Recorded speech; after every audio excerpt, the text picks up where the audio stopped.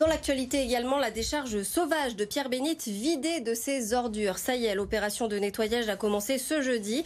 Une montagne de détritus parfois dangereux s'amoncelait le long de la M7 depuis des mois. La métropole de Lyon gère donc pendant plusieurs jours l'évacuation du dépôt sauvage. Elle va aussi chercher à savoir qui sont ceux qui l'ont créé, ce dépôt. Arthur Blais. Un balai incessant de camions pour évacuer des tonnes de déchets. Il faudra une semaine et une cinquantaine de bennes pour nettoyer ce dépôt sauvage de Pierre-Bénite.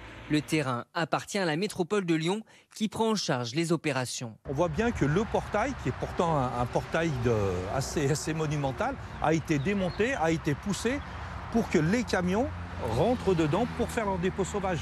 Donc on est vraiment sur quelque chose qui était organisé. Des déversements qui ont été faits par des entreprises, on voit quand même des gros camions qui ont béné ça, mais également des particuliers qui sont venus jeter des déchets de taille, des sièges pour enfants, des choses comme ça. 120 000 € sont déboursés pour mettre au propre ce terrain, sans compter les portails fracturés qu'il faudra réparer. La métropole de Lyon espère retrouver les responsables et les faire payer. Sur les dépôts qui sont actuels, on a recherché et on va trouver certainement encore pendant l'opération de nettoyage ces jours les traces, de savoir d'où ça vient et d'essayer de retrouver les propriétaires à l'origine de façon à pouvoir effectivement poursuivre les gens qui sont venus jeter. Dès la rentrée, ce terrain de plus de 2 hectares doit devenir un lieu de stockage et de production de terre pour les plantations de la métropole.